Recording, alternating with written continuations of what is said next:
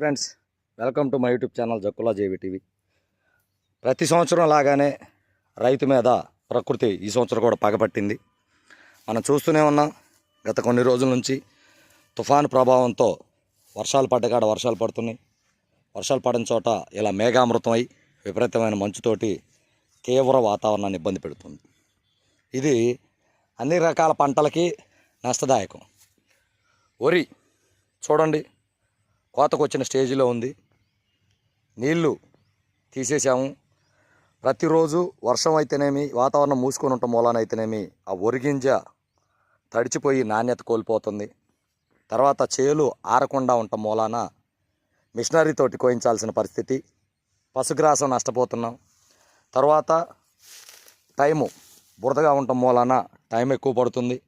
వాటిని గింజల్ని బయటికి చేర్చుకోవాలన్నా సరే ఇబ్బందికర పరిస్థితి.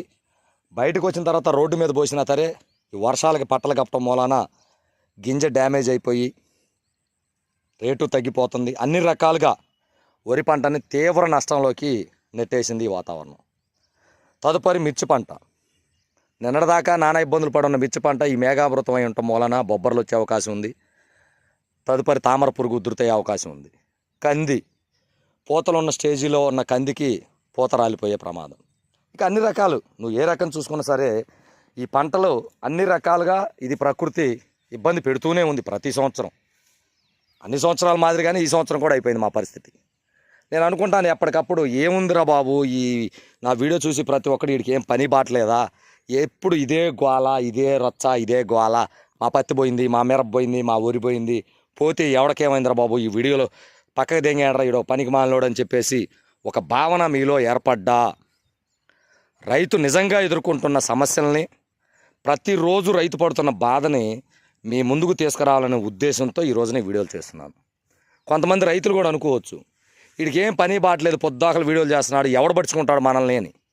వాస్తవం, మీ ఆవేదన కూడా వాస్తవం, ఎవడు పడుచుకోడు మనల్ని. కానీ పబ్లిక్లోకి మన బాధను తీసుకెళ్లాల్సిన బాధ్యత మనది.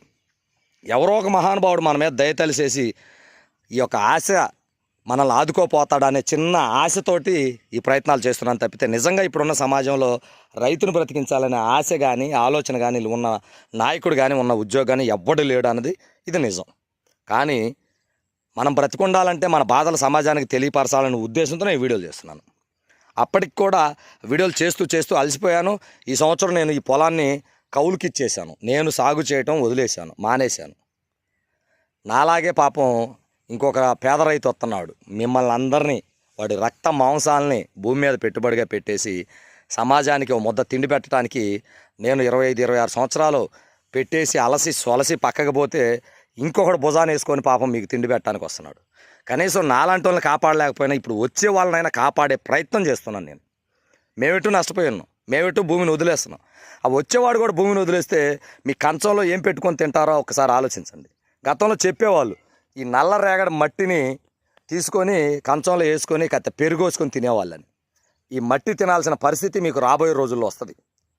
పంట లేని పరిస్థితి, ఈ భూమి మీద పంటని పండించలేనప్పుడు ఆ భూమినే మన కంచాల్లో వేసుకొని తినాల్సిన పరిస్థితి వస్తుంది. ఆ పరిస్థితి మీరు ఎదుర్కొనే రోజు ముందుంది. ఆ పరిస్థితి ఎదుర్కోకూడదనే నేను చేస్తున్న ఈ ప్రయత్నం. ఒకసారి ఆలోచించండి ప్రతి ఒక్కరూ. ప్రభుత్వాన్ని కూడా నేను ఒకటే రిక్వెస్ట్ చేస్తున్నాను, ఇన్సూరెన్స్ కంపెనీలకు లబ్ధి చేకూరుస్తుంది తప్పితే నిజంగా రైతులకు లబ్ధి చేకూర్చట్లా. ఏ సంవత్సరం కూడా రైతుకు లబ్ధి జరగట్లా. కొన్ని వేల కోట్లు ఇన్సూరెన్స్ కంపెనీలు బాగుపడుతున్నాయి. ఎందుకంటే ఆ ఇన్సూరెన్స్ కంపెనీ వాడు గైడ్లైన్స్ అలా ఇస్తాడు.